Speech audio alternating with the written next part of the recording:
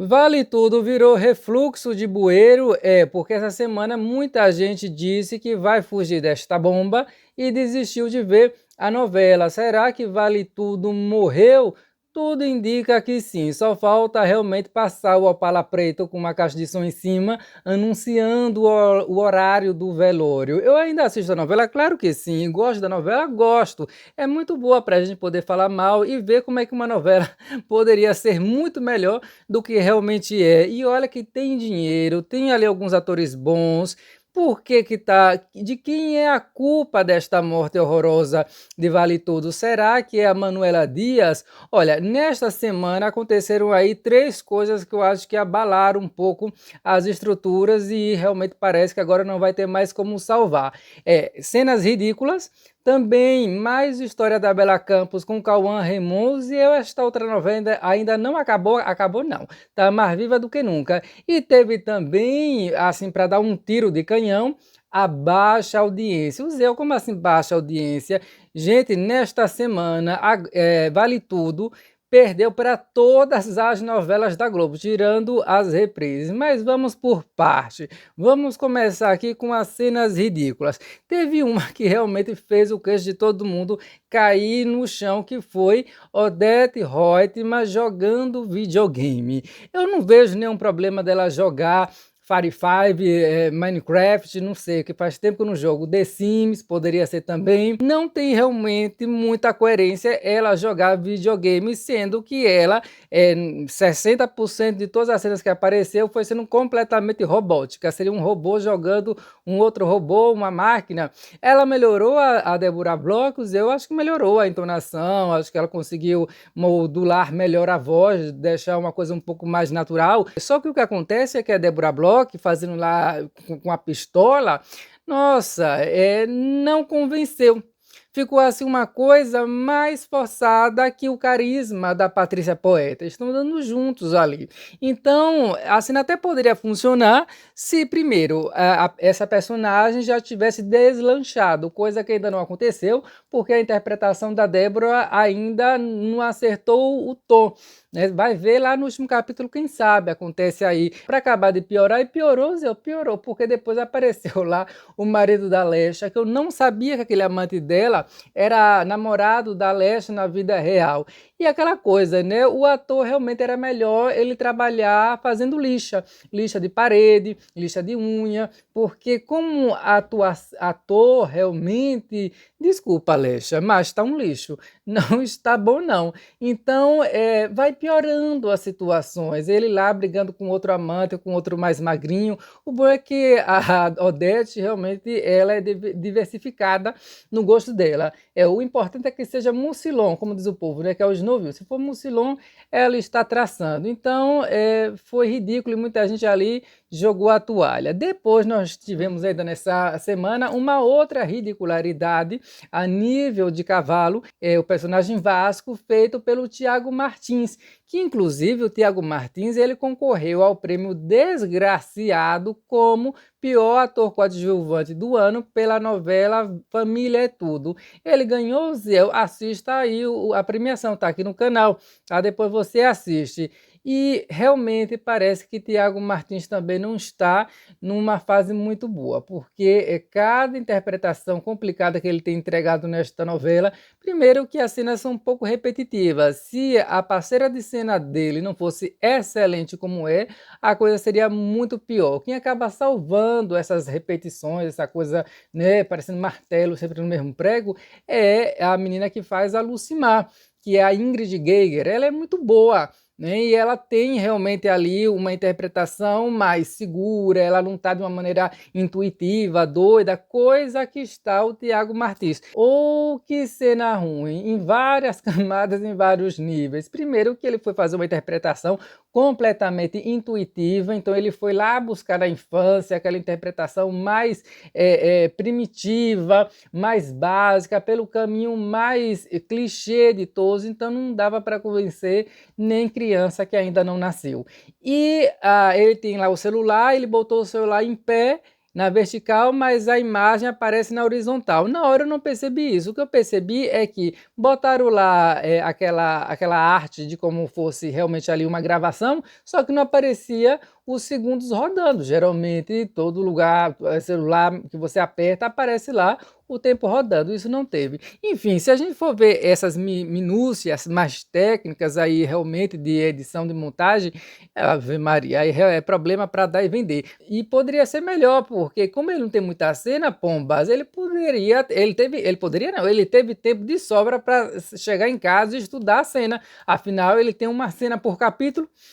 Não poderia ter parado para ensaiar melhor essa cena, ô Tiago? Nossa, difícil. Aí, quando eu achei que a coisa não poderia ficar pior, veio uma cena, agora nessa última sexta-feira, da Odete Roitman conversando com a Bela Energia de Coveiro Campos. E aí a Maria de Fátima não gosta, porque a Odete chama ela a divulgar, e ela começa a dar um sermão na Odete Roitman. E, gente do céu, que interpretação péssima! Que coisa morta, que coisa decorada. Parece que foi todo mundo lá petrificado pelo ar-condicionado da Xuxa, que é de frigorífico, e ficou congelado. Até a Débora Bloch também estava boa. A Débora Bloch está ruim em várias cenas. Olha, os diálogos da Manuela Dias não são diálogos ruins na estrutura. A estrutura sintática é até boa, ou seja, ela faz uma estrutura ali realmente de diálogo oral, não é uma coisa quadrada, uma coisa fora ali da realidade, da oralidade.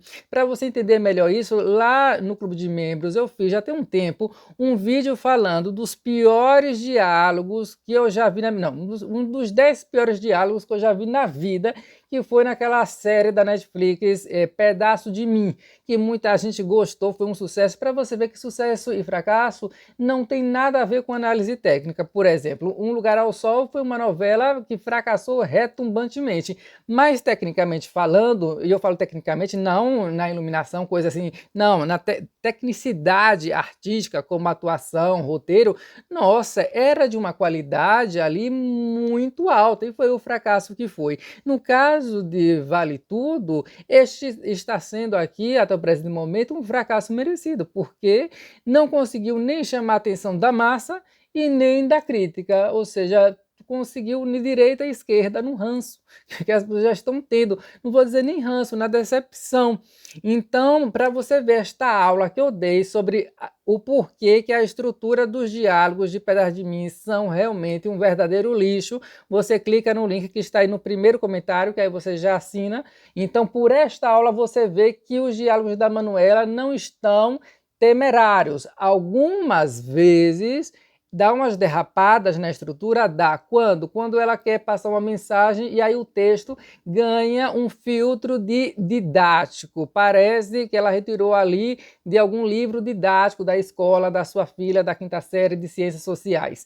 Então aí ela dá umas derrapadas grandes. O problema do texto da Manuela aqui vai mais por uma questão de pobreza, de rasidade mesmo ali, aquela coisa rasa, falta de coerência em vários momentos, falta de coesão e aí, claro, também na falta de verossimilhança. Agora, tem diálogos bons, ou melhor, não, diálogos realmente ali que dá para extrair coisas e até para acrescentar, porém os atores não conseguem elevar o texto, não conseguem driblar um pouco da pobreza que pode ter ali, ou seja, um diálogo que na sua forma está bom, mas no seu conteúdo está anímico. O ator, a atriz, a depender de quem seja, ele consegue lá com a respiração, com a flexão e tal, dar profundidade a um texto que está mais raso. Mas aqui não consegue. Você vê que nem a própria Débora Bloch aqui está dando conta do recado. A Bela Campos, então, neste momento aqui, o diálogo da Bela Campos, se a gente for ver palavra por palavra, tá bem escrito na forma e até que no conteúdo também não está tão desinteressante. Bom, talvez é porque ela falando ficou muito duro. Ou seja, o texto às vezes não está tão bom no seu conteúdo, os atores não ajudam e a direção talvez infartou indo pro Projac e aí não chegou a tempo. Pode ser que foi isso que aconteceu. Para não dizer que eu só falo de coisa ruim, eu vou falar de uma cena que eu gostei. Não foi nem da cena para você ver, eu gostei da interpretação de uma pessoa que eu já tinha dito que estava assim, tipo Zé Gotinha, uma coisa assim que nem fede nem cheira. O Renato Góes, na briga que ele teve com a Raquel falando que ele era um ladrão, que ela tem certeza que foi ele que roubou a mala de dólares e tal. Gostei muito da interpretação dele e não da dela. Porque a dela, ela botou a marcha na primeira e foi com tudo. Igual quando a pessoa vai ler um texto, ao invés dela ler com pontuação, com a vírgula, com tudo, ela lê assim tudo direto na carreira, parecendo que vai cheirar uma carreira de leite em pó. E assim foi a Thaís Araújo. Precisava ali de uma direção para dizer, Thaís, olha, peraí, modula melhor isso daqui, dá uma volta nisso, na respiração. Já o Renato Góes, nessa cena, ele foi muito bom, porque ele conseguiu realmente dar ali os matizes de uma pessoa que está indignada com o que está ouvindo, mas ao mesmo tempo com tristeza de cachorro molhado e também com vontade de que isso pare, porque ele gosta da pessoa e se segurando ao mesmo tempo para não responder desta maneira tão pesada. E ali ele teve recursos legais, né? O olho lacrimejou e tal, a cara dele, as expressões que ele fez, não foi aquela cara que talvez uma criança faria. Não, foi uma cara realmente ali que trouxe subtexto. Então aí é que pecou a Thaís Araújo. A interpretação dela nessa cena não tem subtexto, ela vai assim na voadora. Mas é que o texto está assim, mas é o que eu falei, você consegue driblar isso de uma certa maneira, em coisas pequenas, coisa que o Renato Góes conseguiu e ela não. Enfim, aí depois a gente vem para Bela Campos, que também é um grande problema nessa novela. O Lobianco esses dias falou que a Globo está realmente chateada porque chamaram Bela Campos para dizer que o Cauã Raymond ele já recalculou a rota, segundo o Lobianco, e o Lobianco da Cheia Abrão só fala mentira. Se fala só mentira não tem problema, a gente se diverte da mesma maneira, Lobianco. Não acredito que seja mentira não. Sigam lá o Lobianco, ele fala assim no canal dele, se inscreva no canal, meus lobinhos, como se tivesse acabado de levar uma flecha. Eu acho sensacional. Abraço, Lobianco. Então, ele chega lá, o Cauã, cumprimenta todo mundo, tenta fazer com que o clima não pese muito. Claro que ele não fica lá de brincadeirinha com Bela Campos, mas vai ali de uma maneira mais profissional, segundo o Lobianco, enquanto que a Bela Campos fica mandando olhares fuzilantes para ele, né, como se fosse realmente fuzilar lá no paredão, e pesando o clima, deixando muito claro que não está gostando, fazendo caras e bocas e tal, e pesando o clima sem necessidade. Olha, se isso for verdade, realmente, aí o que a gente vai fazer com Bela Campos? E aí teve a última pedra, realmente lá no caixão, não foi nem areia, que é a audiência. A audiência aqui, olha, de segunda até quinta, Vale Tudo não ganhou de nenhuma novela. Perdeu para a Garota do Momento, perdeu para Dona de Mim e foi encoxada 2 vezes por Tieta. Para você ver. Somente na quinta-feira que Vale Tudo conseguiu ficar em 4º lugar entre as novelas, entre os programas mais vistos da Globo, empatada com o SPTV 2. Mas Garota do Momento ficou na frente e Dona de Mim também. Não sei os números desta sexta-feira, mas acredito que não deve ter mudado muito a coisa de figura. Ou seja, você perdeu um dia para a novela das 7, na reta final, assim e tal, acontece. Mas a semana toda? Já estamos vendo no Globoplay. Gente, o Globoplay tem 1,7% de share. E como é que Garota do Momento e a Dona de Mim está dando mais audiência num horário que tem menos share, que tem menos televisores ligados do que às 9, que é o horário principal? Escreva aí embaixo nos comentários, você já desistiu da novela também ou você continua assistindo? E mais, tem cenas que você tenha visto, que você tenha gostado muito? Bote aí embaixo que cena foi, qual foi o capítulo, porque lá no Clube de Membros não dá para fazer vídeo aqui todo dia no canal, mas no Clube eu vou pegar alguma das cenas que as pessoas dizerem aí embaixo que gostaram muito e umas que as pessoas gostaram terrivelmente mal, ou seja, ninguém gostou.